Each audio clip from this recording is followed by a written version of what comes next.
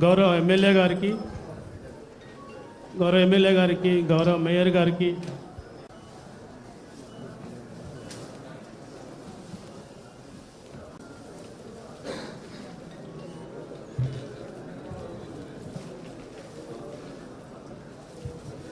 గ్రంథాలయ చైర్మన్ గారికి, గౌరవ కార్పొరేటర్స్కి, ఇందిరమ్మ కమిటీ సభ్యులకి, డివిజన్ అధ్యక్షులకి, బెనిఫిషరీస్కి స్వాగతం సుస్వాగతం తెలియజేస్తూ ఈరోజు ఇందిరమ్మ ఇళ్ళ లబ్ధిదారుల ప్రొసీడింగ్స్ జారీ చేయడం జరుగుతుంది. గౌరవ ఎమ్మెల్యే గారి చేతుల మీదుగా, గౌరవ మేయర్ గారి చేతుల మీదుగా.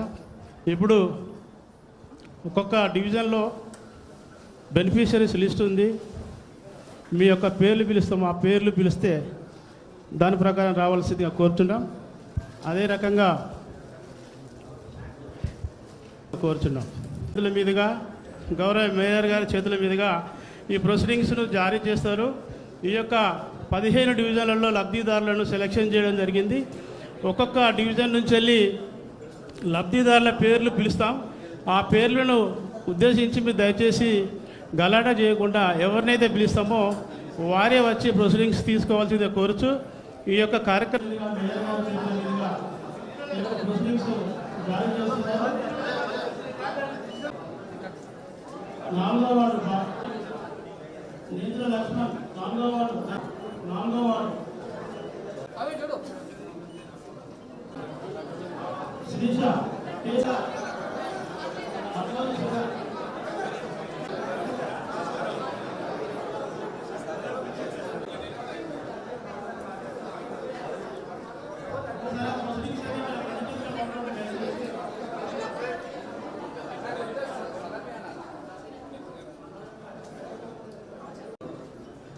ఇంద్రమ్మ ఇండ్ల ప్రొసీడింగ్ కార్యక్రమానికి ముఖ్య అతిథులుగా విచ్చేసినటువంటి పశ్చిమ శాసనసభ్యులు గౌరవనీయులు నాయన్ రాజేందర్ రెడ్డి గారికి, ఈ కార్యక్రమంలో పాల్గొన్నటువంటి గౌరవ అతిథులు లైబ్రరీ చైర్మన్ అజీజ్ ఖాన్ గారికి, గౌరవ అడిషనల్ కలెక్టర్ గారికి, గౌరవ డీసీ గారికి, గౌరవ కార్పొరేటర్స్ అందరికీ, అధికారులకు, లబ్ధిదారులకు, పత్రికా విలేకరులకు, మీడియా సోదరులకు, గౌరవ కార్పొరేటర్స్కి అందరికి కూడా, ప్రతి ఒక్కరికి కూడా పేరు పేరున నా హృదయపూర్వక నమస్కారాలు.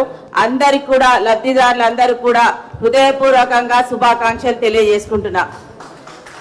చాలా సంతోషం. మన గౌరవ ముఖ్యమంత్రి శ్రీ రేవంత్ రెడ్డి గారు పేదలకు ఇల్లు ఇవ్వాలని,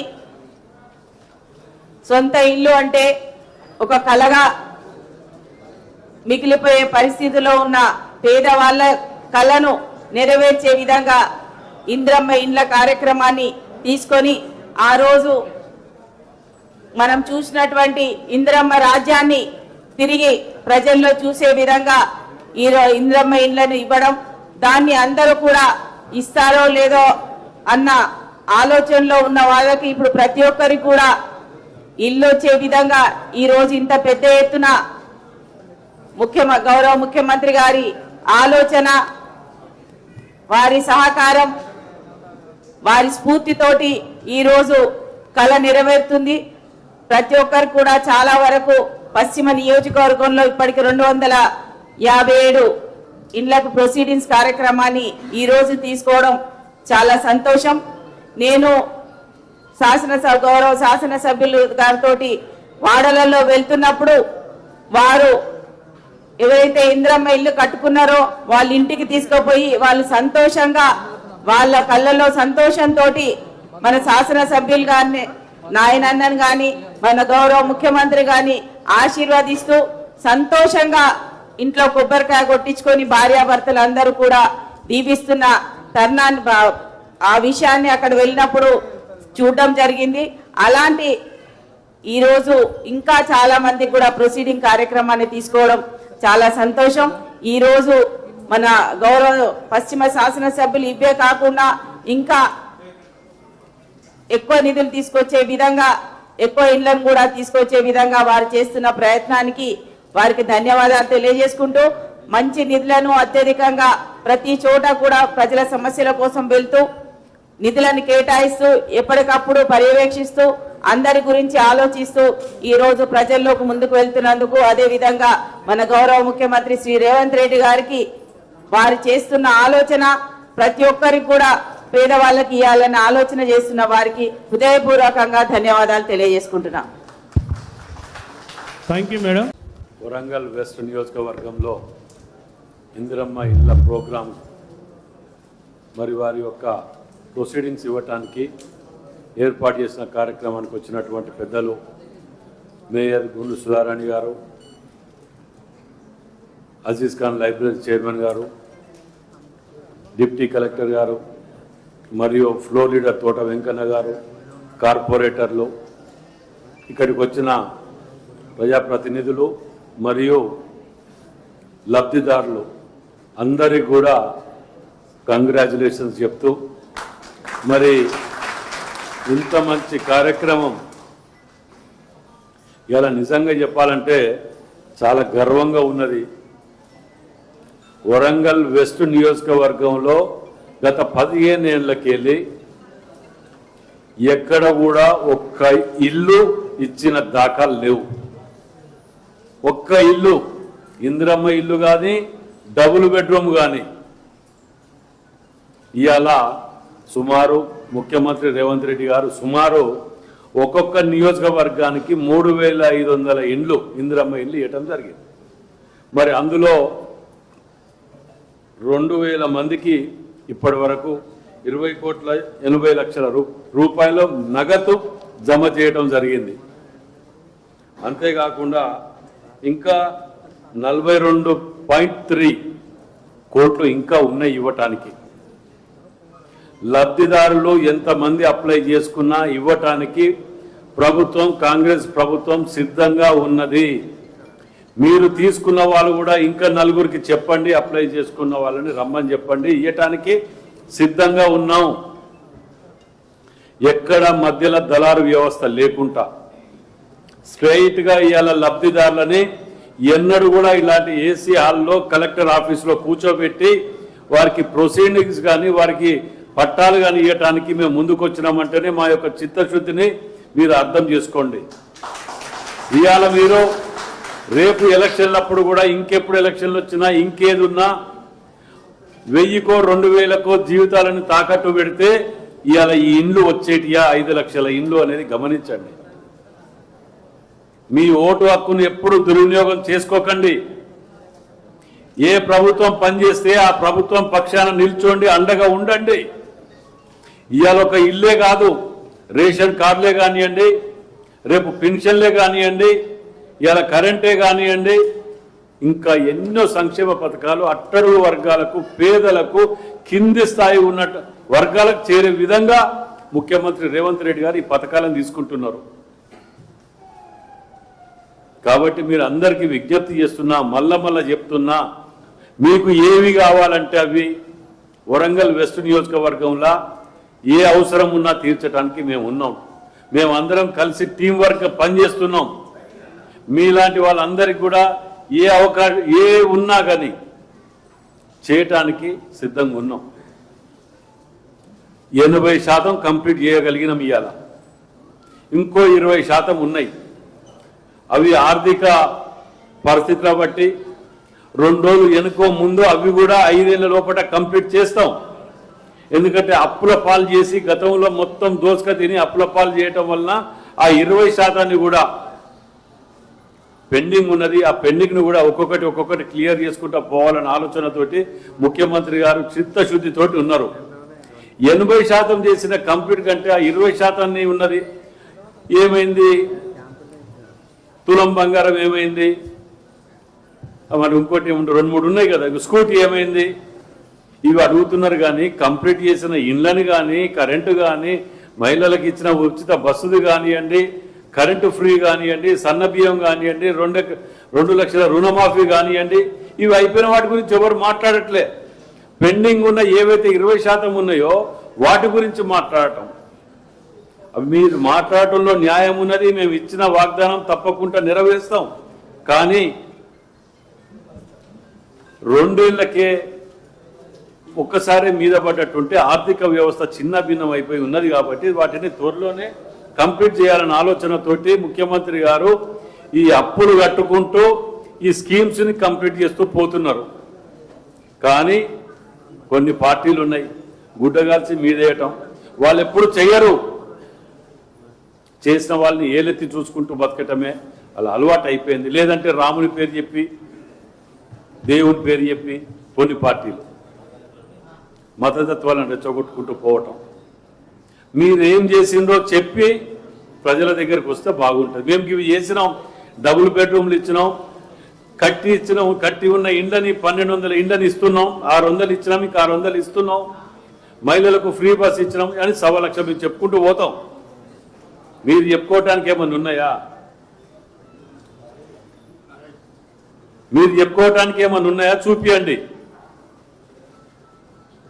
నేను మీ అందరికి కూడా రిక్వెస్ట్ చేసేది అన్నీ చెప్పడానికి, ఎందుకంటే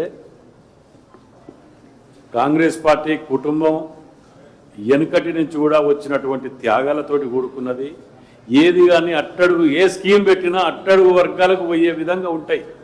ఏదో దళిత బంధుగా వాడకో ఇద్దరికి ఇచ్చేసి మీరు దళిత బంధు ఇచ్చేసినామని కంప్లీట్ చేసుకునేది కాదు.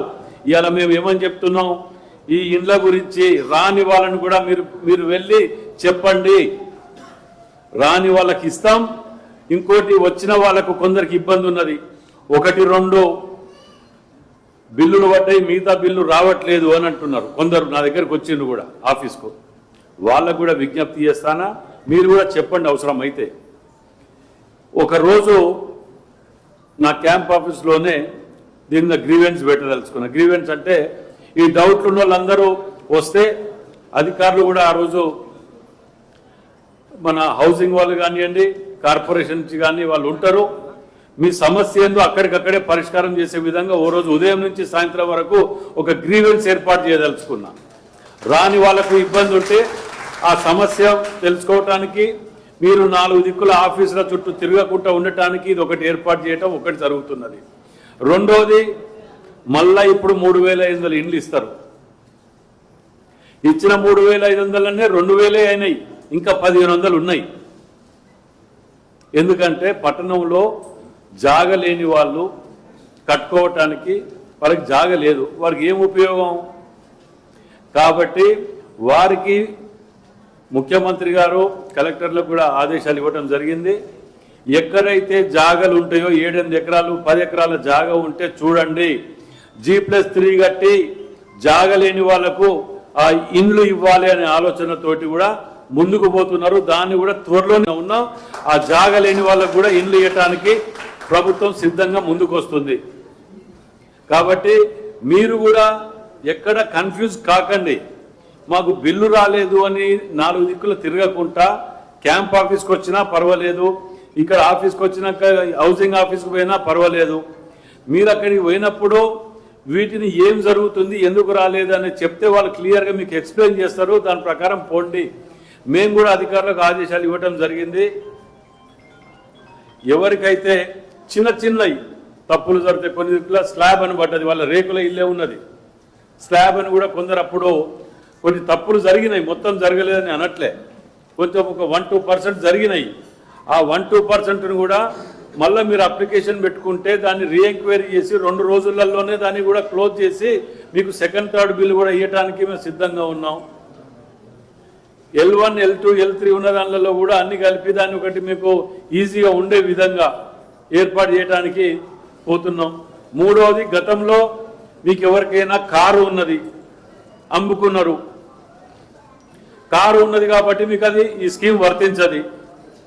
ఇల్లు ఉండే అప్పుడెప్పుడు వెనకటం ఉంటే కుటుంబం అంతా కలిసి ఉన్నప్పుడు అమ్ముకున్నారు, ఇప్పుడు ఏమీ లేదు, వాటికి నో అబ్జెక్షన్ సర్టిఫికేట్ అనేది తీసుకొని రాగలిగితే వారికి కూడా ఇవ్వటానికి ఏర్పాటు చేయడానికి మేము అధికార యంత్రాంగంతో మీదికెళ్ళి మినిస్టర్ గారితో శ్రీనివాస్ రెడ్డి గారితో మాట్లాడి మేము ఏర్పాటు చేయడం జరుగుతున్నది. ఇలాంటి సందేహాలు ఉన్న ప్రతి ఒక్కరికి కూడా మళ్ళీ విజ్ఞప్తి చేస్తున్నా, మీ ద్వారా ప్రజలకు కూడా విజ్ఞప్తి చేస్తున్నా. ఇలాంటి డౌట్లు ఉన్నప్పుడు నేను ఇవాళ సాయంత్రం కానీ రేపు కానీ 26 అంటే గ్రీవెన్స్ ఎప్పుడు 24 28 గ్రీవెన్స్ పెట్టేది 28వ తారీఖు రోజు క్యాంప్ ఆఫీస్లో, ఎమ్మెల్యే క్యాంప్ ఆఫీస్ అంటే బాలసముద్రంలో అడ్వకేట్స్ కాలనీలో నా ఆఫీస్లో 28వ తారీఖు గ్రీవెన్స్ ఉంటుంది. ఆ గ్రీవెన్స్లో ఎవరెవరికి అనుమానాలు ఉన్న వాళ్ళకు మాత్రమే, అనుమానాలు ఉన్నా మరి గతంలో స్కీమ్స్ ఎత్తిన వాళ్ళకు రావు, వాటి తెలిసినా కానీ వచ్చి టైం వృధా చేసుకోకండి. గతంలో స్కీమ్స్లో ఎత్తుకొని వాళ్ళు రాని వాళ్లకు మేము తప్పకుండా ఏ పార్టీ అనేది కూడా చూడడం మేము అవసరం లేదు. అర్హుడా కాదా, అర్హులైన ప్రతి ఒక్కరికి మీరు ఇళ్లల్లో ఉన్నా తీసుకొచ్చి ఇచ్చే బాధ్యత మాది. మీరందరూ దీన్ని ప్రాపర్గా సద్వినియోగం చేసుకోండి. మీ పక్క ఇళ్ల వాళ్ళకు కూడా ఎవరికైతే రాలేదో, ఎవరికైతే ఇబ్బంది ఉన్నదో వాళ్ళకు కూడా నలుగురికి చెప్పి పుణ్యం కట్టుకోండి. ఇక ఈ ప్రొసీడింగ్స్ ద్వారా మీ అందరికీ కూడా లబ్ధి జరుగుతుందని చెప్పి మంచిగా సొంత ఇల్లు కల నెరవేరుతున్నందుకు చాలా సంతోషంగా ఉన్నది. పట్టణంలో అందరికీ కూడా ప్రతి ఒక్కరికి ఇప్పటికీ 2.5 ఏళ్ళు అయితే నేను ఎమ్మెల్యేగా ప్రభుత్వం వచ్చి ఇంకా 2.5 ఏళ్లలో మీ ప్రతి ఒక్కరికి మీ సొంత ఇల్లు కల నెరవేరే విధంగా అన్ని ఏర్పాటు చేయడానికి మేమందరం కూడా కలిసికట్టుగా కృషి చేస్తున్నాం. మీ అందరి సహాయ సహకారాలు ఉండాలి. వరంగల్ వెస్ట్ నియోజకవర్గ అభివృద్ధికి కూడా మీ అందరి సహాయ సహకారాలు ఉండాలి. మేమేదో శంకుస్థాపనలు చేసో లేకపోతే జీవోలు తీసో ఇప్పుడు ఇచ్చిన ప్రొసీడింగ్ ఇచ్చి చేతులు దుప్పుకునేటోళ్ళం కాదు. మీ ఇల్లు కట్టుకునే వరకు స్టేజ్ వైజ్లా మీకు బిల్లులు ఇచ్చి మీ ఇంటి చుట్టూ డివిజన్లలో తిరిగినప్పుడల్లా మీ ఇంటి దగ్గరకు వచ్చి ఛాయ్ తాగి కూడా పోతూ ఉంటా.